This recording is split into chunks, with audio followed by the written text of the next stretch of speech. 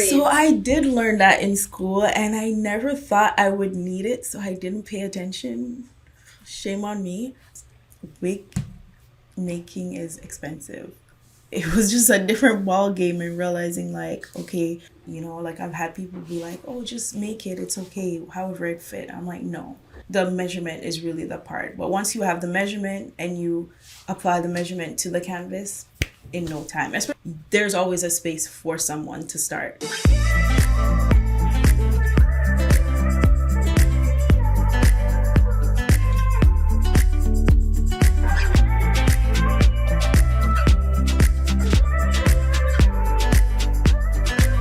Welcome back to another episode of Glam Gossip by LLBA Podcast. I'm your host, Puja, here from the social media team, and our mission is to help you thrive and flourish in the beauty industry. Today, we are talking about the hair industry, and today's topic is actually what I wish I knew before I started getting into hair.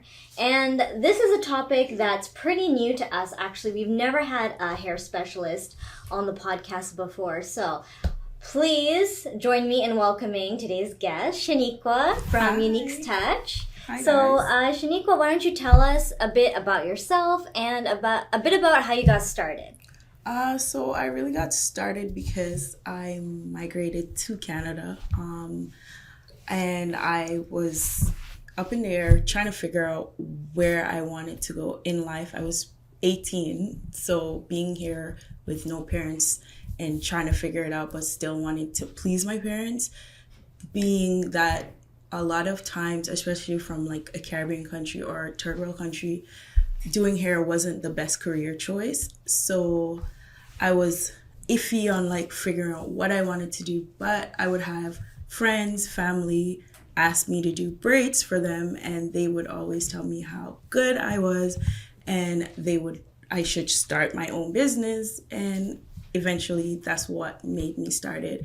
But my love for hair really came from growing up in the salon, with going with my mom to my aunt's salon, getting my hair done. My mom was keen on always looking your best, always presenting yourself how you want to be treated. So that's where the love came from. But how I really started was because I migrated to Canada and was told all the time, like, you're doing a really good job braiding. And then eventually just being a braider and just learning more about the industry, seeing how far this could go and how versatile it is with doing hair, especially with like black people hair. You get to do a lot of different styles that I kind of froze, but like I just find doing like my type of hair it was more versatile to do a lot of stuff, like especially with weaves and stuff, and realizing like the weather, you would have a lot of like damage going on with your hair, breakage and stuff. So I found the love with like weave, and then eventually spill over with wigs, like getting wigs and learning how to like protect the hair underneath. So a lot of time there's this saying like people who wear wigs are bald-headed or don't have hair. That's not true. It's just more so I find it protects my hair. It's less manipulating my hair because of the coils. Like I don't have to comb it all the time and causing breakage. Okay, nice. Awesome. And why don't you tell our audience, like, specifically what do you do? So you mentioned you do braids still. Mm-hmm. And what other services do you offer? I offer silk press, like washing, treatments, fusion tips, eye tips, tape-ins, ponytails, almost everything, updos. I've done a few weddings. So yeah, like I do a lot. Anything with hair, I'm always involved in doing it. Nice. So do you cut and color as well? Yeah.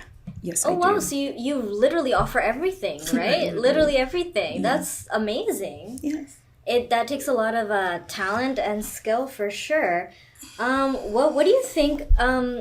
because when we first met, like I know you as like the wig maker, because that's kind of how we met each other, because we were looking for local wig makers, and I guess we don't have to specifically talk about like wigs in this podcast. You can talk about, you know, hair services in general, because I think that's more broad and maybe a lot more people can relate to it, right? Because not everyone does wigs, but a lot of people do braids, etc., etc. So what do you think is the best part about being like a wig maker or being in the hair industry that you did not anticipate before you got started? I'm a bit shy, so the best part is, for me, it taught me how to like just open up a little bit more. I've met like amazing people. You might have like a 1% or less that make you feel uncomfortable, but the best part is really meeting like different people from different parts of the world. Like, I grew up always looking at the world map and wondering what the name behind these countries, like how these people look, are they the same or whatever. So the best part for me, especially being in Canada, and it's such a diverse country, I get to meet like a lot of people, amazing people from different parts of the world, and different people in different career choices, and realizing that you really can't judge a book by its cover. And yeah, that's the best part for me. And just making people smile. Like, after just that final moment of finishing their hair and just hearing, oh my God, like, this is a different person, or how did you do this? That's the best part for me. Just seeing everybody, like seeing my clients just being really happy and feeling better about themselves. Oh, amazing. That's so nice. And what about your education, your skills? Because you mentioned you're really skilled in a lot of different aspects of hair care. How can you walk us through maybe your education, your training background? So funnily, I didn't start off with doing hair. I started off with foods and doing foods, like culinary arts. And then, as I said, coming here, I always had a love for hair. I did go to, when I decided that I was really going to invest in making this a career choice, I did go to Marca College, and that's where I got my accreditation.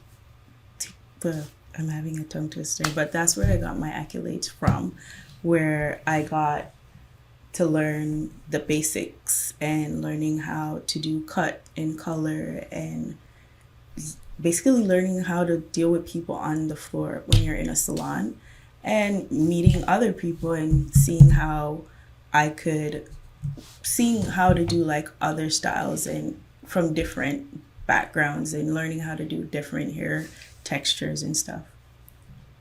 Interesting. So from a technical standpoint, what do you think like is a beginner kit for anyone who's looking into getting into wig making or weaves or extensions? What are like the basic essential products that you need to make like a really high quality wig? High quality, for example. Okay, so I wouldn't start off with high quality, but the basics. Like if you're a beginner, you wouldn't start off high quality. Yeah, because you're learning and you're gonna have mistakes and stuff. So I wouldn't go like super like expensive on stuff, because you do make errors. A lot of wig makers now are using the machine. I wouldn't start necessarily off with it, because I always believe in learning basic skills. Your hand's perfect. Using your needle and thread, that is essential to have as a wig maker, depending on what type of wig you're making, because you do have 5x5, you have lace fronts or laced closures ranging from 4x4 all the way up to 13x6. So I would always tell people, start off with like a closure and just understanding the measurement and the circumferences of the head. You definitely need a canvas head. Always try to make your own wig and understanding your head shape. But if you don't want to make it for yourself and you're trying to make it for someone else, you always need someone's measurement. So you're gonna need a canvas head, you're gonna need your needle and thread, a dome cap or a mesh wig cap, your bundles, whether it is 2 to 3 bundles or 4 bundles, and a closure. So those are the essential you need. Then eventually when you get used to like understanding where the placements are for your wig and where you want to place the hair, that's where you're gonna want to step it up. And if you're getting more clientele, you get a sewing machine. The more you use the sewing machine, the faster it is. You could be finished in like 30 minutes making a wig. So, but if you're practicing, I always tell people, try to use something where you're not gonna damage and throw things away, because wig making is expensive. And just buying bundles and frontals are like lace frontals, those stuff are super expensive. Now I'm realizing like lace frontals, you're spending almost the same you would spend on buying a wig. So try to start off like really cheap, something affordable where you can take down easy and say, okay, I made an error here, let me fix it here. So and where did you, like, when you first started, when you first got started, like, how did you know, like, what to do, where to go, where to source your products? Did you have a mentor? Like, how did you know how to do this? So how I started off with wigs, I was doing my own hair. After start working in a salon, it was a little bit hard for me to do my own hair. And I'm a bit of a picky person when it comes to my hair. Like, I don't mind cutting it, but if I'm getting it done, I want it to be done properly. So I didn't trust a lot of people doing my hair. And I heard about a wig called U-part wig, which is what I have on right now, where I could leave my hair out and it looks like a weave. And I did my research. I was like, how can I make this? And I got a foam dome cap, which is not an average human size head, and I never knew that. So I sat there and I did it, and I was like, it's not fitting. Like what I read or what I watch on YouTube or what my friend was showing me, it doesn't make sense. Like it's not fitting. And then I start learning like, okay, your dome cap, you need a dome cap that matches your head size, and you need to know the measurements of your head and what you're doing. So I really just started off with myself. Like I wanted something easy to put on, and so I could go under and still moisturize my hair and still take care of myself. So I started off with doing U-part wigs first. And then eventually, I think around 2014 is when frontals or lace were coming in, and a lot of people wanted that. And I was like, I wasn't sure when they came in the salon what they were asking for, so I had to start looking into that, looking to see like, what is this, or how can I step into this niche, and how would it work for me? So, and how did you get in contact with a supplier? Did you use like a local Canadian supplier who would like connect you to someone? No, I was lucky. They actually reached out to me first, one person, and we'll get down to that a little bit later, but that was my little blunder there. That person reached out to me. She was in China, and I think how she got in contact with me is a little trick by using your hashtags. And then she saw my page and she reached out to me asking whatever. So that's how I got in contact with someone who sells high quality hair overseas. But no, I have looked into like seeing how getting suppliers within Canada would work. I haven't found anyone. And when I do hear about like friends who are overseas, like in New York, the suppliers there are a little bit more pricey than getting it overseas. So hopefully if we could find it here, it will be better. But that's how I found my my supplier, my first supplier. Eventually I started like looking into like how to find vendors outside. and like real vendors, not just vendors that are small quantities. I wanted to see like behind the scenes, like what is this? How is this actual human hair or it's blended? I wanted to look, so I started just doing my research, and surprisingly, most of the research is like I went on YouTube. I spoke to fellow people in the industry, just like, hey, like, how do I outsource this if this is what I'm looking for? Do you think it's challenging to find like really good, high quality, like authentic human hair? Yeah, yes, it is definitely, especially because of the oversaturation in the market, where I think a lot of people realize the revenue in doing wigs or selling hair.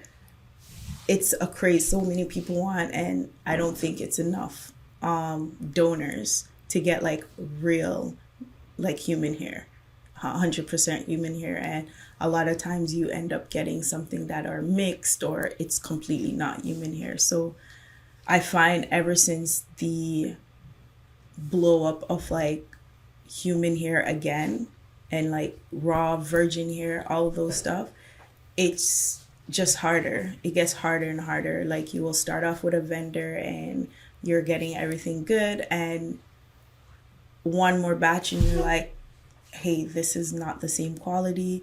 And I'm my thing is, for me, when I do hair or I'm selling hair at all, I want to make sure that I'm giving you the best. I want to make sure I've worn it, it's good. And I've gotten caught before where I'm like, this is so good, and then I buy something for myself. I'm like, hey, this is not what you gave me the last time. So it's they hard. Try to like scam you a bit. Yeah. Not scam, but you know. Yeah. And the thing is, it's sad because the person you're initially talking to is a sales rep.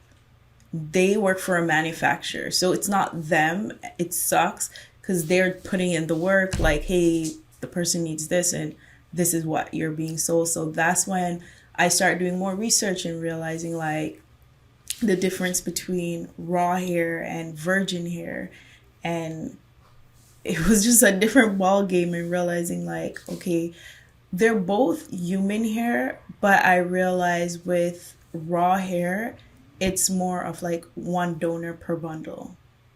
So you don't have the mixture of your hair, my hair, her, like someone else's hair, all in like one bundle, which is causing like it to like basically just fight against each other. You have like with raw hair, it's like one donor that, and I always get raw hair from like South India, from where they actually show you like, okay, we got a donor, this, so they will tell you like where we don't have as much supply sometimes. So when they have it, they're like, hey, get it now because it will go. It takes months for them to really get it back. And then just swaying off, but that too is kind of like a challenge in the industry, especially for me, where I find like with raw hair, it's more expensive and it's a little bit harder. But as I said, I like to sell stuff that lasts and is something that I know it's good. Your investment is worth it. Would that technically be like better quality? Way better quality. Then why is that? Is that just the... I find that it's not processed at all. It's just taken from, it kind of sound weird, but taken from a donor's head, and it's washed and put on a weft, as opposed to like virgin hair. I found like they've done process, and they say it's water steam process, but I don't think so, because some of the curl patterns are not anybody's curl pattern, in my opinion. Like even when they show you kinky curly hair, and I'm just like, that's like made, so you had to use something to manipulate it. So I find, and then sometimes they will dye the hair. With raw hair, you will buy 3 bundle, and the 3 bundle won't be necessarily the same color. One will be like, the ends will be like lighter, like just like your natural color, like, or my natural hair color, you'll have two different colors going against each other, but you can color it yourself. You can get it to the color you want. I'm always scared to like get virgin hair that is colored already, because from my experience, I've had virgin hair that was like, they said, oh, it's black. And I'm like, okay, cool, I'll use it. And I'm like, okay, I want highlights, and it's not stripping. Or it's stripped and it just stays at like an orange tone. And that's a different chemistry. Because they dyed it. They dyed it. Black, probably. Yeah, it's not someone's natural color. So for me, I find like raw hair is just way better for me. The curl pattern are more natural, easier to deal with. The curls, when you put in your curls and try to manipulate the curls, like doing like wave, like glam curls, it lasts longer and stuff, but it is more pricey. But if you're investing into it, it lasts long. You do have virgin hair that lasts long too, but it's just a harder fight to find like good virgin hair, in my opinion. And what would you say is the most challenging aspect of making wigs in particular, or even just being a hair specialist, hairstylist in general, who specializes in braids, weaves, etc.? More so. What's the most challenging to do? Marketing for me. Oh, really? It's just marketing, because I'm a one woman show, really. So I think the marketing part is really, because I strongly believe like once you have a good product and you believe behind your product, you can sell it. But when you don't understand marketing and how to push the product, that's where you find a challenge. So I think marketing is the challenging part for me. That's pretty true. And what about like, actually my intention with that question was actually more technical based. What do you think is the most challenging thing to do? Is it the wigs? Is it weaves? Is it braids? Is it extensions? Is it the press? What's like, I would assume wig making is more time consuming, or? No, the only challenging part about wig making for me is I find when you leave it in the hand of the client to send you your measurement, they don't take their time to like understand like, I really need a measurement. Like I've had people be like, oh, just make it, it's okay, however it fit. I'm like, no. When you're getting a custom wig, you want it to fit, and you're investing. Like I always tell people, like, you're investing in something. It's something you're gonna have for a while. You want to make sure it's done properly. So I find that like I've had people send me a measurement and it was not the right size. Like I can just look at it and be like, this is no one's head size. There's no way this is your head size, whether it's way too small or way too big. Or they always get me with the nape part where they're like, their nape is big, and I'm like, your nape is normally from this inches to this inches, so what you're sending me is like a table width, right? So I find that to be the challenging part. What technically, like, or it's crunch time and they took too long and you have to go back and forth with them trying to get them to do like send you the right thing, or that's just the measurement is really the part. But once you have the measurement and you apply the measurement to the canvas in no time, especially for me, because I've been doing it for a while. And you mentioned before that you think the hair industry is like kind of oversaturated. Do you still think it's oversaturated? How do you think that people in this hair industry can kind of niche down? How do you like stay ahead of the trends or like compete with your your local competitors? Like there's so many people doing wigs and weaves in our city, not to mention the bigger corporations who are making mass producing those wigs you see on social media. Always be yourself, always be unique, always just sell what you need to sell, find your niche and just sell. Yes, it is oversaturated, but a toothpaste company is oversaturated. Bread company is oversaturated, right? When I said oversaturated, that's in the aspect I meant. But there's always a space for someone to start and do. Like, you're gonna always have your people, your clientele, people who you like is drawn to you. So find what is lacking in the industry and make it work for you. And what about like financing your business in terms of like getting started? You mentioned not to invest too much as a beginner in very high quality materials. What else about like getting started in the hair industry from a financial perspective? Were you like not anticipating, or you wish someone had told you before you got started? I did anticipate it. I think that's one of the reason why even like selling products or hair, I was just a little scared about. But there's ways to do it. You can offer drop shipping. You can offer pre-order sales where you could take the money and then purchase the item and then ship it off, whichever way. But sorry, like, did you have to invest in like, because you mentioned to me that you have a home-based salon. So did you have to pay to like get a space renovated?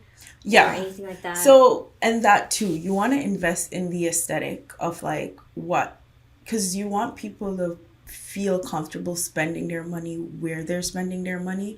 So a lot of like, I never anticipated a lot of all those stuff. So you want to be prepared to make sure your environment is comfortable. You want to make sure you like, how can I answer this? But you're gonna wanna make sure you're putting your best like out there when it comes to like your aesthetic of the place, like where you're having your clients and how you're charging them, and making sure that it's working for both of you guys, where the person doesn't feel like they're overspending for low quality, and making sure you're not underselling yourself and giving way more. So I never anticipate a lot of those stuff. I really did just start it off with, as much as I loved it, it was really much. So, okay, I know how to do hair. I need to figure out some way how to survive in this world. And I never anticipate all the back end on like owning a company or starting off as an entrepreneur. So you have to make sure that you, how can I put this? But just have a plan. Try to have a plan and try to lay it out properly where you're not losing too much, and anticipate losing a lot because you're learning as you go. So you're going to have your moments of like hiccups. Okay, so thank you so much for those great tips there. And how would you say your expectations have kind of differed slightly from the reality of being in the hair industry? Like you mentioned, when you were younger, you were in your auntie's salon, spending a lot of time, and you have such fond memories. But did it live up to being actually in the industry? Did it live up to those fond memories that you had back then? It did, and a little change because I'm not old, but I'm from an era where social media wasn't so prominent. So that was a bit of a shocker for me, where I had to not be too shy anymore, or not wait till I'm comfortable anymore, but just put myself out there, because I have so much odds, or not so much, but I have a few odds that work against me, where as I'm a home base, so I don't have the luxury of someone walking past and being like, oh, here's a salon I could go, right? So that had to make me step out of my comfort zone a little bit and trying to understand what social media is, and not being fearful of like spending the money and finding a vendor and saying like, hey, I'm trusting that you will send me the right amount or the right product that I've asked for. So it did live up to the expectation of, like, as I said, meeting people and seeing how happy people can be.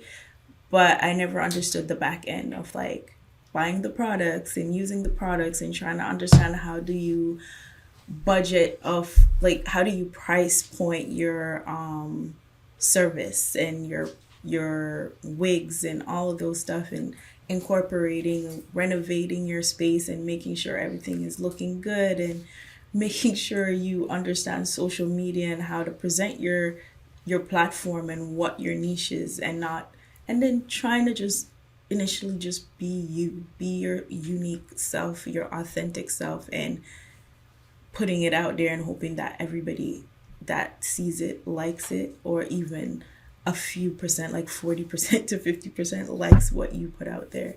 So yeah and nay, it did add up to my expectation and more. Like, I'm learning as I go.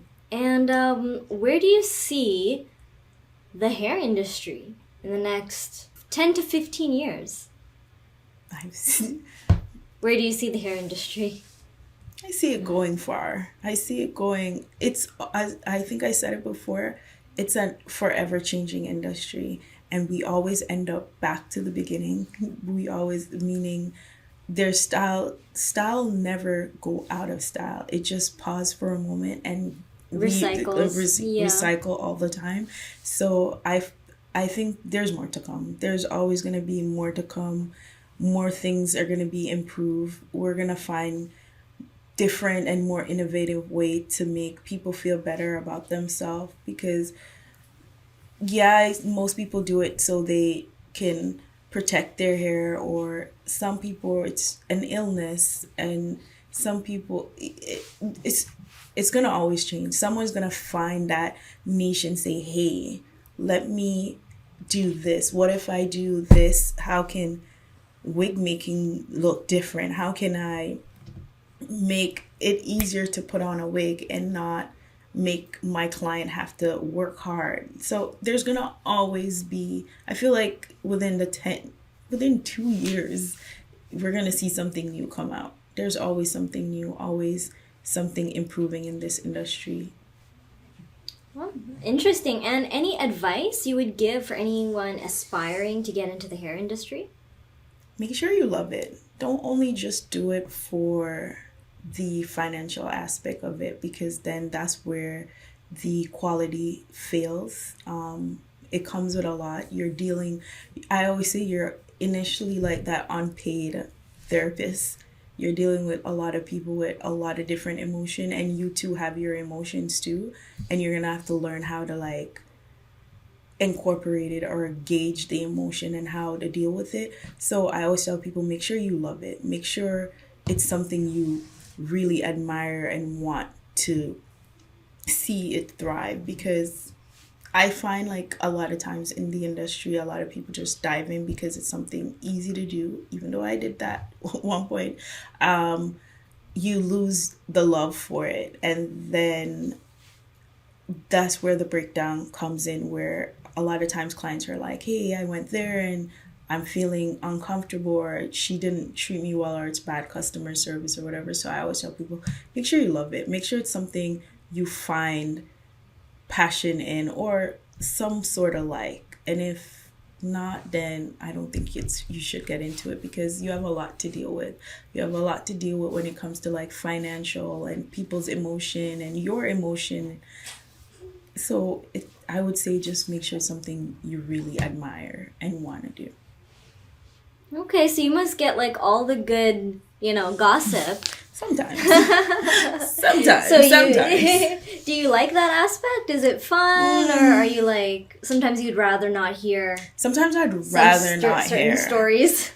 Sometimes I really rather not hear, especially being my personality. I'm super protective of a lot of people, and a lot of times my clients become my friend, or like somewhat of a family, So when they go through things, like, you feel like, for me, I'm that empathic person that I'm like, oh my God, So sometimes I wish I don't know.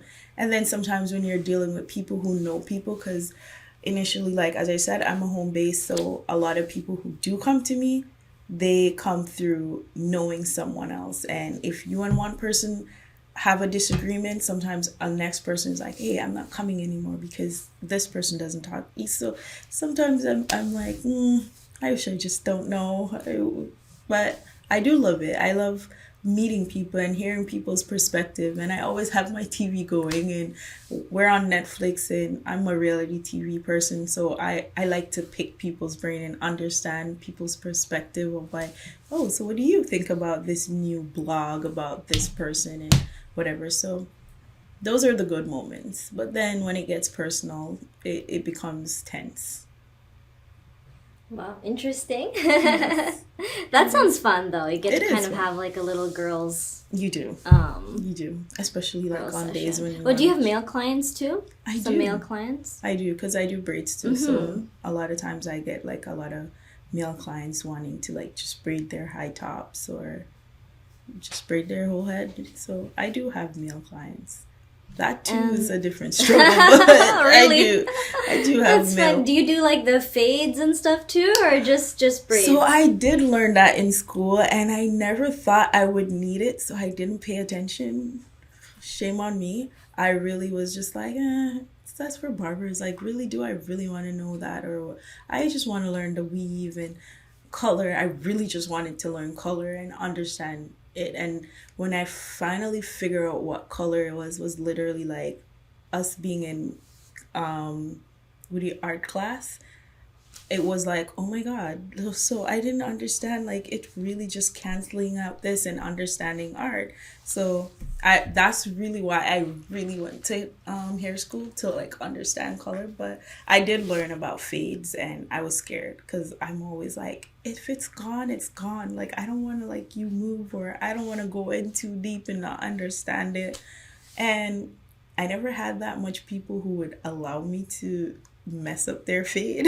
So I never did it. But I wish. I think that's one thing too, among a bunch of stuff that I want to learn in the industry. Because I love doing hair. I love meeting people. I love seeing how different ways to do different things. I really just love it. Someone asked me if I could do it without making money. I'm like, yeah, if I never had bills, I'd do it. If I didn't have bills, I could do it. I love doing it.